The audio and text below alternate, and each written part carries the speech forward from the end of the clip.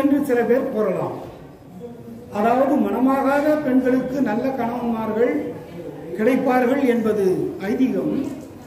ஆனால் அதே நேரத்தில் கிரகத்திலே வாழ்ந்து கொண்டு, அதாவது இல்லறத்திலே வாழ்ந்து கொண்டு இருக்கின்றவர்கள் அவர்களுக்கு வேண்டிய அந்த நல்ல செல்வ வளம், மக்கள் பேரு, குழந்தை பேரு இல்லாத தன்மை, அதன் பிறகு துன்பங்கள், எதிரிகளாலே தொல்லைகள், இவையெல்லாம் ஏற்பட்டாலும் கூட ஒருமித்த உணர்வோடு இந்த திருப்பாவையை படித்து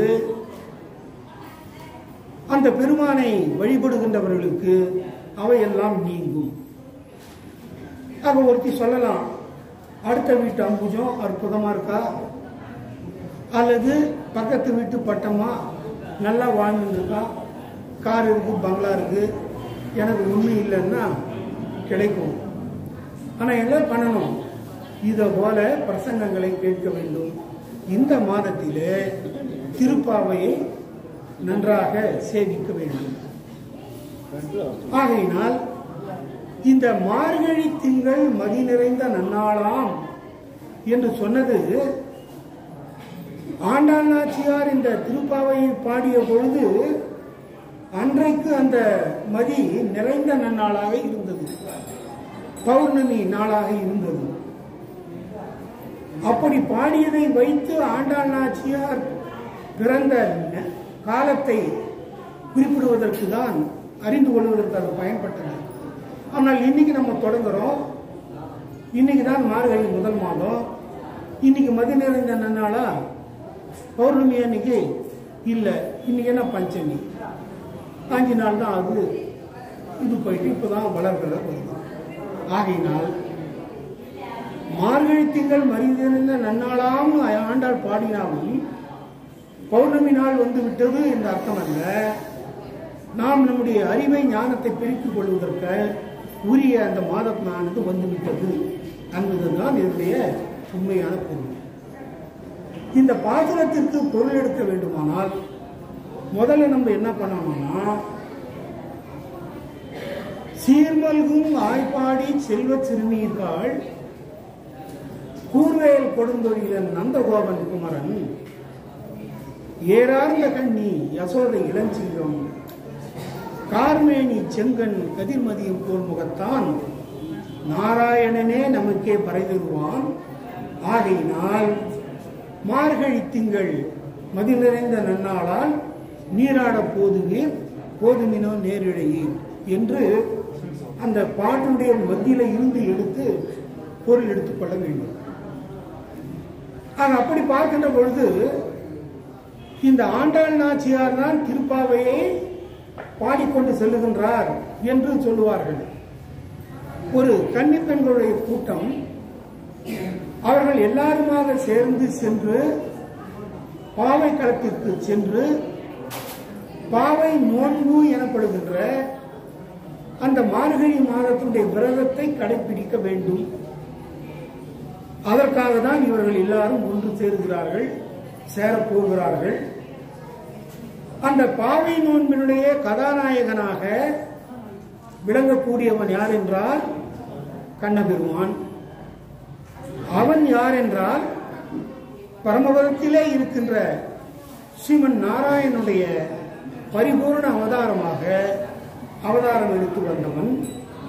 ஆகையினால் அவனை நோக்கி நாம் இந்த நோன்பினை செய்ய போகின்றோம்.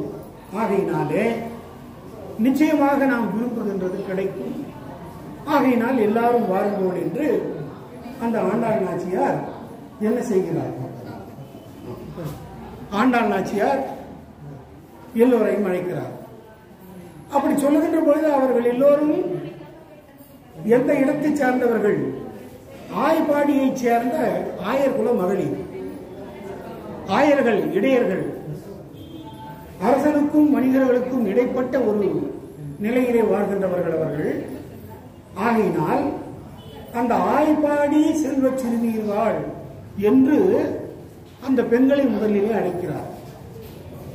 ஆயர்பாடியை சேர்ந்தவர்களான செல்வ சிறுமியர்களே என்று அந்த பெண்களை எல்லாம் அழைக்கிறார் ஆண்டாள் நாச்சியார். ஆகையினாலேதான் இந்த பாசுரத்தை முதலிலே சொல்லுகின்ற பொழுதே இந்த பெண்களை எல்லாம் அழைத்து தலை கட்டி கொண்டு செல்லுகின்றவர் யார் என்றால் ஆண்டாள் நாச்சியார் தான். அந்த பெண்களுடைய தலைவியாக இருந்து கொண்டு அவர்களை எல்லாம் வழிநடத்தி கொண்டு சென்று எல்லோரையும் ஒன்று திரட்டி கடைசியிலே பாவைக்களத்திற்கு சென்று தாங்கள் நினைத்தவாறு அவர்கள் நினைத்ததை அடைகிறார்கள். அந்த எப்படிப்பட்ட இவர்கள் விரதத்தை மேற்கொண்டார்கள் என்றால், இது ஆண்டாள் நாச்சியாரே எதுனா புதுசா ஏதாவது சொல்றாங்களான்னா இல்ல. பெரியவாச்சியான் பிள்ளை என்றவர் என்ன சொல்றாரா, அந்த வியாகரண கர்த்தான்னு சொல்லுவாங்க அவரை. அவர் என்ன சொல்றாருன்னா, ஆண்டாள் நாச்சியார் மேற்கொள்ளுகின்ற இந்த நோன்பானது சிஷ்டானுஷ்டானம் என்று சொல்லுகிறார். ஏற்கனவே இதற்கு முன்னாலே இருந்தவர்கள் கடைபிடித்த விரதம், அப்படி அவர்கள் கடைபிடித்து விட்டு அந்த விரத காலங்களிலே என்னென்னவற்றை செய்ய வேண்டும் என்று கூறியிருந்தாரோ அதைத்தான் இவர்களும் செய்கின்றார்களே ஒழிய புதிதாக ஆண்டாள் நாச்சியார் எதையும் சொல்லவில்லை, அவராக இட்டுக்கட்டு சொல்லவில்லை. ஆகையினாலே ஏற்கனவே மேலையார் செய்வனகள் வேண்டுமென கேட்டியேன் என்ற ஒரு 26ஆம் பாசுரத்திலேயும் குறிப்பிடுவார் ஆண்டாள் நாச்சியார். அதை ஏற்கனவே இருந்தவர்கள் செய்த நோன்பு அது, அதைத்தான் நாம் செய்ய போகிறோம். ஆகையினால் செல்வ சிறுமியர்களே என்று அந்த பெண்களை அழைக்கிறார். அதுவும் சீர் மல்கும் ஆய்ப்பாடி என்கிறார். சீர்ன சிறப்பு, அங்க செல்வம்னு ஒரு அர்த்தம் உண்டு. அது ஏற்கனவே செல்வத்திலே சிறந்து இருக்கிறது ஆயர்பாடி. ஏனென்றால் அங்கு வாழ்கின்ற ஒவ்வொரு ஆயனிடத்திலேயும் இடையினத்திலேயும் பல நூற்றுக்கணக்கிலே கணங்களாக கூட்டங்களாக கறவை மாடுகளும் எருமை மாடுகளும் இருக்கின்றன. அவற்றை பால் கறக்கிறார்கள், பால்படு பொருளை உற்பத்தி செய்கிறார்கள். உற்பத்தி செய்ததை அடுத்த நிலங்களுக்கு சென்று விற்கிறார்கள். அங்கே காசு இல்லை என்றாலும் அந்த நிலத்திலே கிடைப்பதை அவர்கள் வாங்கிக் கொண்டு வருகிறார்கள். இப்படி இருப்பதனாலே அந்த ஆய்பாடி முழுதும் செல்வ வளமாக இருக்கின்றது. எந்த விதமான வறுமையும் இல்லாதவர்களாக அவர்கள் வாழுகிறார்கள். அது மட்டுமா என்றால் இப்பொழுது அந்த வளம் மிகுதியாக போய்விட்டது, சீர் மல்கும். ஏனென்றால் இதற்கு முன்பாக ஒரு 2 படி பால் கறந்த பசு கண்ணன் வந்து அந்த கோகுலத்திலே சேர்ந்து விட்ட பிறகு அந்த பசுக்களை அப்படியே அவன் தடவி கொடுப்பானையானால் 2 படி பால் கொடுத்தது என்ன ஆகுமா? 4 படி பால் கொடுத்து. சில பசுக்கள் எல்லாம் மரத்து போயிருக்கும். மரத்து போன அந்த பசுக்களை கூட இந்த கண்ணன் காட்டிற்கு மேய்ச்சலுக்கு ஓட்டி செல்லுகின்ற போதும் சரி, மற்ற நேரத்திலேயும் சரி, பால் கறக்கின்ற போதும் சரி, அதை தடவி கொடுத்தால் அவை மிகுதியான பாலை கொடுக்கும். அப்படி மிகுதியான பால் பொழிவை அந்த பசுக்கள் கொடுப்பதனாலே 3வது பாசுரத்தில் வள்ளல் பெரும் பசுக்கள் என்று சொல்லுகிறார் ஆண்டாள் நாச்சியார். ஆகையினால் அங்கே ஆய்பாடியிலே சீர் மல்குகிறது. ஆக சீர் மல்கும் ஆய்பாடி செல்வ சிறுநீர்கள். கூர்வேல் கொடுந்தொழிலன் நந்தகோபன் குமரன். இங்க நந்தகோபன் கூர்வேல் உடையவன், கூர்மையான வேலை உடையவன் என்பது அர்த்தம். எப்படி என்றால், ஒருத்தி மகனாய் பிறந்து ஓரிரவில் ஒருத்தி மகனாக ஒளித்து வளர வந்து விட்டார் கண்ணன். ஆனால் கண்ணன் பிறந்து விட்டான், நம்மை அழிப்பதற்கு எதிரி முளைத்து விட்டான், தோன்றிவிட்டான் என்பதை அறிந்து கொண்ட கம்சன் கண்ணனை அழித்து விட வேண்டும் என்று முடிவு கட்டுகிறான். ஆகையினாலே குழந்தையாய் இருந்தபோதே அவன் பல அரக்கர்களையும் அரக்கிகளையும் அனுப்புகிறான். முதலாக பூதனை என்பவளை அனுப்பி வைத்தான் அந்த கம்சன். அப்படி ஒரு நல்ல அழகான பெண்ணாக உருவம் எடுத்துக்கொண்டு வந்த அந்த பூதனையை பாலுக்கு அழுகின்ற குழந்தை போல் அழுது அவள் விஷம் கலந்த பாலை கொடுத்த பொழுது அவளை வதம் செய்தார் கிருஷ்ணன். ஆகையினாலே ஒரு அழகிய பெண்ணாக வந்து பாலை கொடுக்க நினைத்து பால் கொடுத்த பொழுது குழந்தையை கொல்ல வேண்டும் என்று நினைத்து விட்டதனாலே தன்னுடைய குழந்தையாகிய கண்ணனுக்கு எந்த நேரத்திலேயும் எப்படிப்பட்ட துன்பம் எல்லாம் கூட ஏற்படும். அந்த குழந்தை கண்ணனை அழிப்பதற்காக பல அசுரர்கள் வருவார்கள், அரக்கர்கள் வருவார்கள். ஆகையினாலே நாம் மிகவும் மிகவும் உன்னிப்பாக இருக்க வேண்டும், காவலோடு இருக்க வேண்டும் என்று நினைத்து கூர்வேல் கொடுந்தொழிலன் நந்தகோபன் என்று கூர்மையான வேலை அவர் தன்னுடைய கையிலே எப்பொழுதும் வைத்துக் கொண்டிருப்பார்கள். அந்த ஆயர்கள் எல்லாரும் இந்த பசுக்களை காட்டிற்கு ஓட்டிச் செல்கின்ற பொழுது நீளமான ஒரு கம்பு எடுத்து செல்வார்கள். அதில் வந்து அந்த மரமுடைய கிளையை பிடித்து உடுக்குவதற்காக அந்த பசுக்களுக்கு தீனி இறை போடுவதற்காக அதை மாற்றி இருப்பார்கள். அதுக்கு உள்ளே இந்த கூர்மையான கோலை வைத்து அதற்கு மேலே இப்ப நம்ம தொடரும் சொல்றோம் இல்லையா, அதை வைத்து அவர்கள் எடுத்து செல்வார்கள் அப்படின்னு அர்த்தம். இதுதான் எல்லாரும் சொல்ற அர்த்தம். என்னன்னு, கூர்வேல் கொடுந்தொழிலன் நந்தகோபன். நந்தகோபன் கூர்மையான வேலை வைத்துக் கொண்டிருக்கிறான். ஏன்? தன்னுடைய பாதுகாப்புக்காகவும் தன்னுடைய குழந்தையினுடைய பாதுகாப்புக்காகவும். ஆனால் இதற்கு முன்பு இந்த நந்தகோபன் தெரியலையா, நம்ம யாரு, யசோதாவுடைய கணவர். யசோதாவுக்கும் நந்தகோபருக்கும் மகனாகத்தான் அந்த இடச்சேரியிலே கோகுலத்திலே மகனாக வளர்ந்து வருகிறார் கண்ணபெருமான். ஆகையினாலே அந்த நந்தகோபர் எப்படிப்பட்டவர் என்றால் மிகவும் சாது,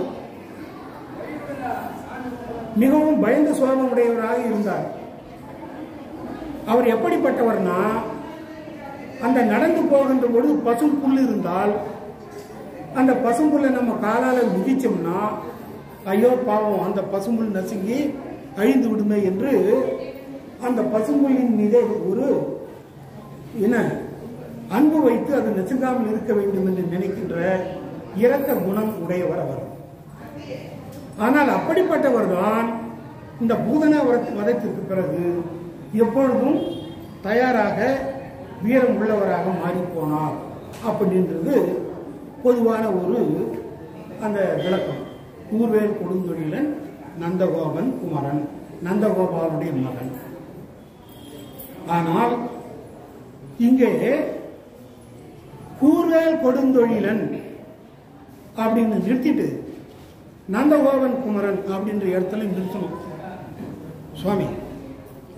கூர்வேல் கொடுந்தொழிலன்னா அங்க கண்ணனுடைய கண்களே எப்படி இருக்கின்றனவா, கூர்மையான கண்களாக இருக்கின்றன. பொதுவாகவே பெண்களுடைய கண்ணைத்தான் அந்த வாள் நெடுங்கண், வாள் போன்ற கூர்மையான கண். அந்த பெண்களை விசாலாட்சி, மீனாட்சி என்றெல்லாம் வர்ணித்து சொல்லுவார்கள். ஆனால் இங்கே கண்ணனை பார்க்கின்ற போது அந்த கண்ணனுக்கே கூர்மையான கூர்வேல் கண்ணனாக இருக்கின்றான், கண்களை உடையவனாக இருக்கின்றான். இந்த கூர்மையான கண்களை உடையவர்கள் நாமா அல்லது கிருஷ்ணனா என்று போட்டி போட்டால், போட்டி வந்ததனால என்ன ஆனாராம், அந்த பெண்களும் கண்ணனை நோக்கினார்கள், கண்ணனும் பெண்களை நோக்கினான். ஆனால் கடைசியிலே யார் வெற்றி பெற்றாரோ, கண்ணன் வெற்றி பெற்றான். ஆகையினாலே கூர்வேல் நெடுந்தொழிலன் கூர்மையான தனது கண்களாலே மங்கையர்களை எல்லாம் எதிர்த்து அழித்து தன் அடிமைகளாக மாற்றிக்கொண்டவன் அப்படின்றது ஒரு புதிய வியாக்கியானமாக விளக்கமாக அடியே அதை கூற விரும்புகிறேன். ஆகையினால் கூர்வேல் கொடுந்தொழிலன், அதுபோல நந்தகோபன் குமரனாக இருக்கின்றவர் தான் கண்ணன். ரெண்டு இடத்திலையும் அது குறித்து சொல்லணும். ஆக நந்தகோபனை பார்ப்போம். அடுத்தது நந்தகோபனின் மனைவி யார் என்றால் ஏறார்ந்த கண்ணி யசோதை இளஞ்சிங்கம். மறுபடியும் இங்க பாருங்க, நான் சொன்ன மாதிரியே ஏறார்ந்த கண்ணி, அழகிய கண்களை உடைய பெண்களுக்கு அந்த கண்களுடைய அழகு ஒரு தனி சிறப்பாக கருதப்படும். ஆகினாலே பெண்களை வர்ணிக்கின்ற பொழுது அந்த கண்களை வைத்து வர்ணிப்பார்கள்.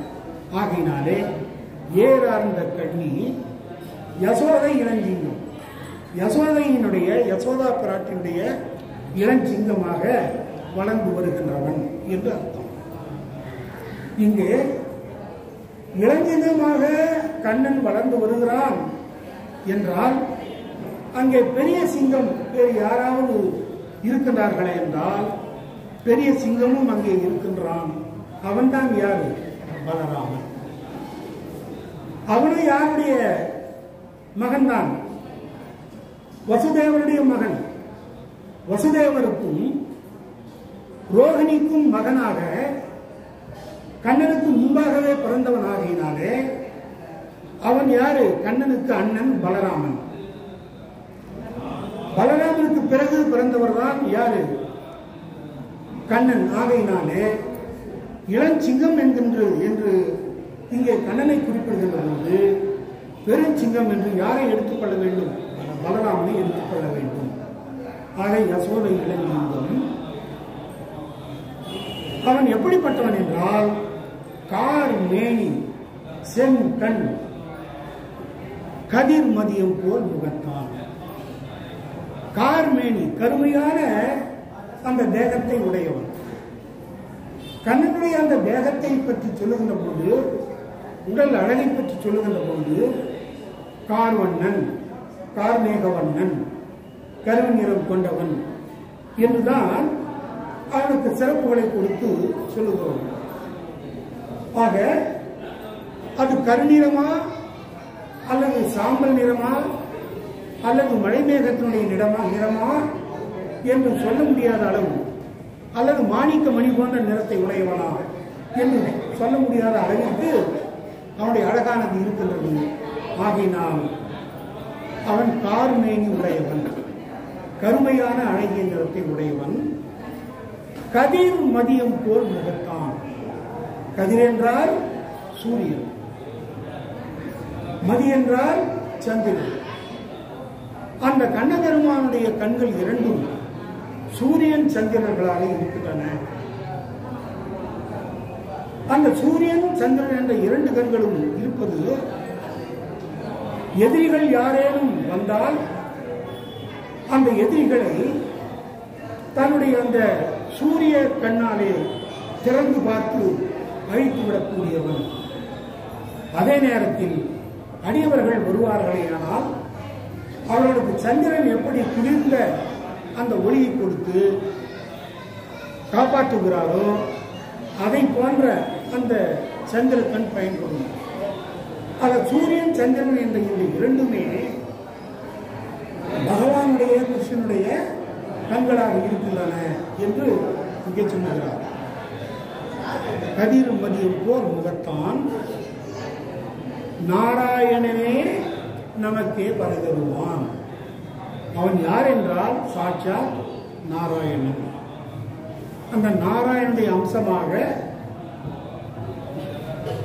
என்ன 9வது அவதாரமாக இந்த பூமியிலே தோன்றி இருக்கின்றவன்.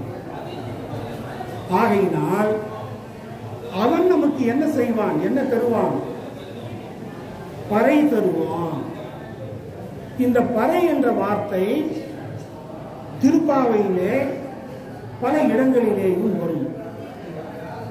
முதலிலே சாதாரணமாக பறை பறை என்று சொல்லுவது எதற்காக என்றால், அங்கே நம்முடைய பெரியவாச்சான் பிள்ளை அவர்கள் கூறுகிறார், இங்கே பறை வேண்டும் என்று இந்த பெண்கள் எல்லாம் கேட்டுக்கொண்டு செல்லுவது ஒரு வியாஜமாக எடுத்துக்கொள்ள வேண்டும்.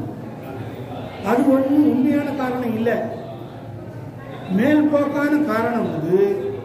ஆனால் அங்கே பறை என்பது இந்த பெண்கள் எல்லோரும் கடைசியிலே அந்த பகவானை பார்த்து இற்றைக்கும் ஏழேழு பிறவிக்கும் உந்தன்னோடு உற்றோமையாகும் உனக்கே நாம் ஆட்சியோம் மற்ற நமக்காமங்கள் மாற்று என்று வேண்டுவதுதான் உண்மையான பறை என்று சொல்கிறார். ஆகையினால் இப்படி இந்த சீர்மல்கும் ஆய்பாடி செல்வ சிறுமியர்கள் கூர்வேல் கொடுந்தொழில நந்தகோபன் குமரன் ஏறார்ந்த கண்ணி யசோதை இளஞ்சிங்கம் நாராயணனே நமக்கே பறை தருவான் கைங்கரியம் தருவான் பறை கொடுப்பான் அர்த்தம். ஆக இதெல்லாம் இங்க முதல்ல பறைன்றது என்னன்னா, இவர்கள் நோன்பு நோக்க போகிறார்கள், மார்கழி விரதத்தை மேற்கொள்ள போகிறார்கள். அதை எல்லோருக்கும் தெரியப்படுத்துவதற்காக பறை அறைந்து கொண்டு செல்ல வேண்டும். ஆகையினாலே அந்த பறை தனக்கு வேண்டும் என்று இவர்கள் கேட்கின்றார்கள் என்பது இதனுடைய அந்த பொருள். ஆகினால் மார்கழி திங்கள் மதி நிறைந்த நாள் எந்த விரதமாக இருந்தாலும் அந்த விரதத்தை செய்து முடிப்பதற்கு, விரதத்தை மேற்கொள்வதற்கு முதலிலே தேவைப்படுவது என்னவென்றால் நீராட்டம். நீராட வேண்டும். அது நம்ம ரொம்ப நல்லா பெர்ஃபெக்டா பண்ணிட்டு வந்துடும் இல்லையா? அது இல்லைன்னா ஒன்றும் இல்லை. முதல்ல எழுந்த உடனே எந்த விரதமாக இருந்தாலும் எழுந்து குளிச்சிடுறோம். குளித்து விட்ட பிறகுதான் மற்ற எல்லா அந்த நிகழ்வுகளுக்கு வேண்டிய விரதத்திற்கு வேண்டிய எல்லாவற்றையும் நாம் செய்து கொண்டு வருகிறோம்.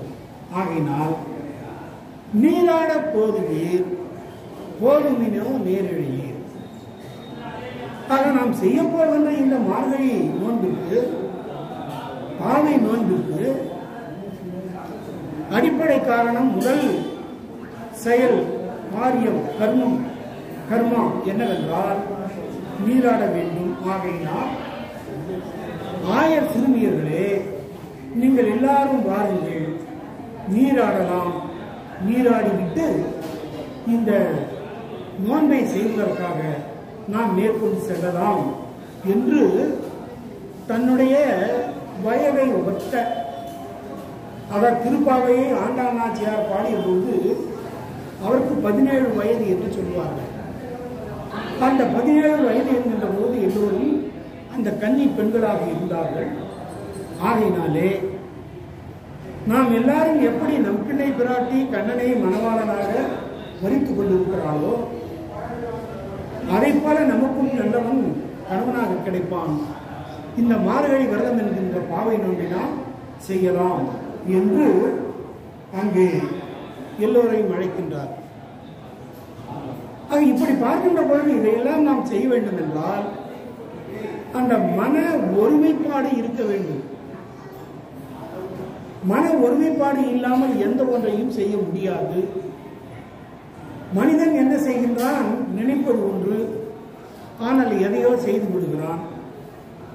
காரணம் நம்முடைய மனது. இந்த மனதை என்ன செய்ய வேண்டும்?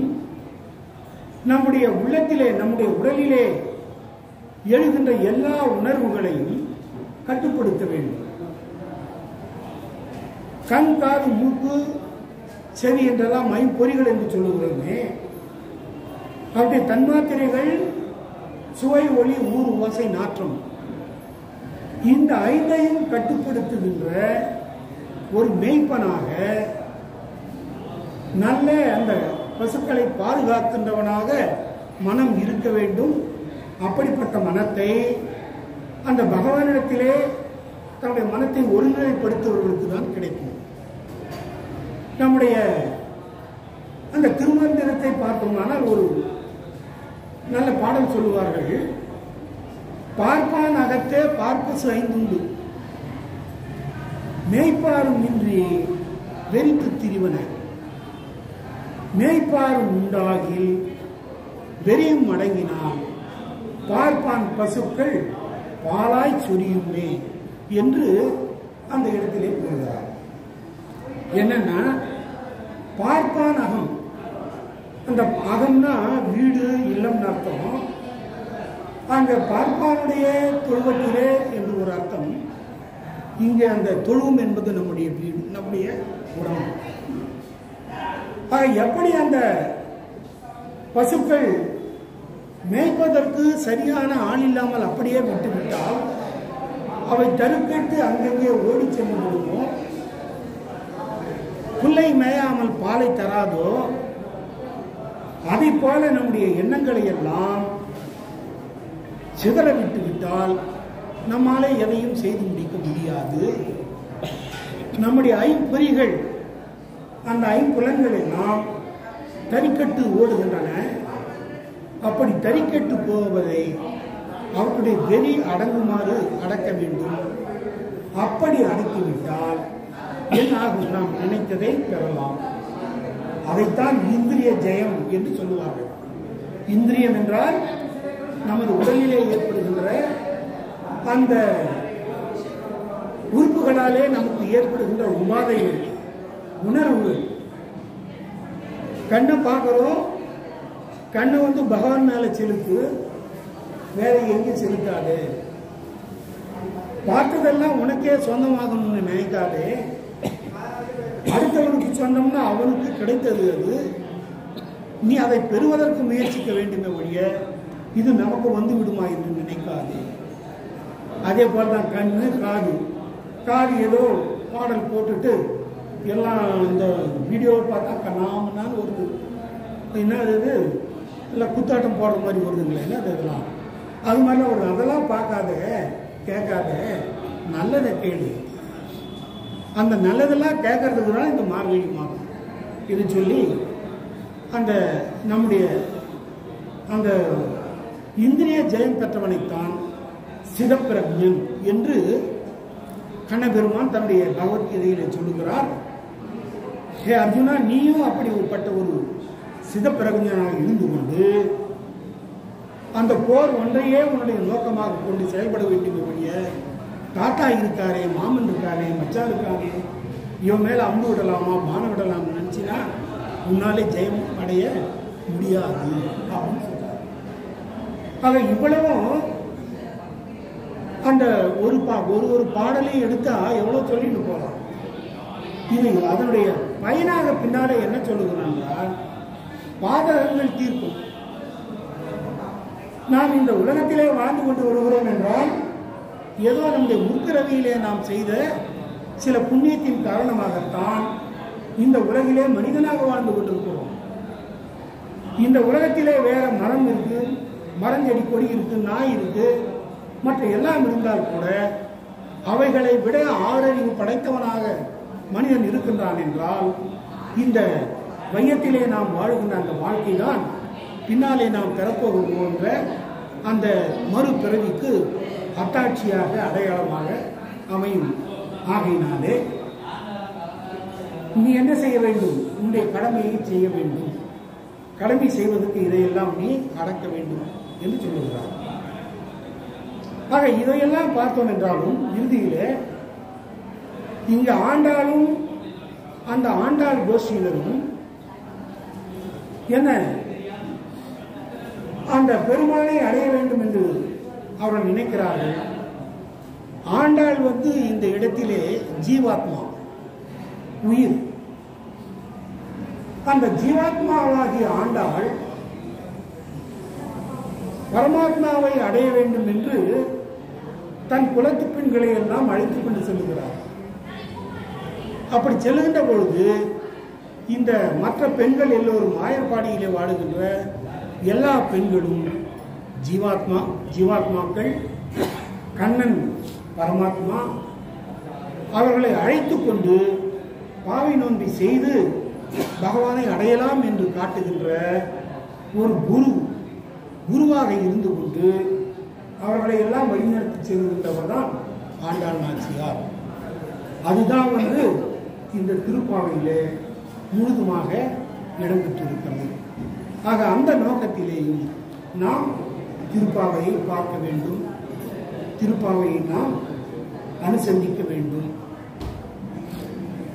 ஆகையினாலே இந்த பாடல் ஒரு முறை எல்லாரும் கொஞ்சம் வாய்ப்பு சொன்னீங்கன்னா அந்த பாடல் உங்கள் திருவாயிலே பட்டு அது வந்ததனால உங்களுக்கும் பாடலுக்கும் ஒரு மேன்மை கிடைக்கும். ஆகையினால மார்கழி திங்கள் மதி நிறைந்த நன்னாளாம் நீராட போதுவீர் போதுமினோ நேரிழையீர் சிறுமல்கும் வாய்ப்பாடி செல்வச் சிறுநீர்கள் ஒரே நேரத்தில் கூர்வேல் கொடுந்தொழிலன் நந்தகோபன் குமரன் ஏராந்த கண்ணி சோலை இளஞ்சிங்கம் ஆராந்த கார்மேனி சென்றன் கதிர்மதியம் போல் முகத்தான் நாராயணனே நமக்கே வரை வருவான் பாரோர் புகழ படிந்தேலோர் எம்பாவாய். அந்த பாரோர் புகழ படிந்தேலோர் எம்பாவாய் அப்படின்றதுக்கும் ஒரு சின்ன விளக்கம். எம்பாவாய் எம்பாவாய்ன்னு எல்லாம் முடியுது. அப்ப எம்பாவாய்னா என்னன்னா, எம்பாவாய்னா என்னை போன்ற பெண்களே அப்படின்றது அர்த்தம். ஆக என்ன எல்லாத்துலையும் எம்பாவாய் எம்பாயின்றது யாரும் இதுக்கு அர்த்தம் சொல்லலைன்னு வருத்தப்பட வேண்டாம். இதுதான் அவருடைய அர்த்தம். எம்பாவாய் என்னை போன்ற அந்த வயது ஒத்த கன்னி பெண்களே, இந்த ஆயர்களுக்கு சிறுமியர்களேன்றது அர்த்தம் எம்பாவாய்.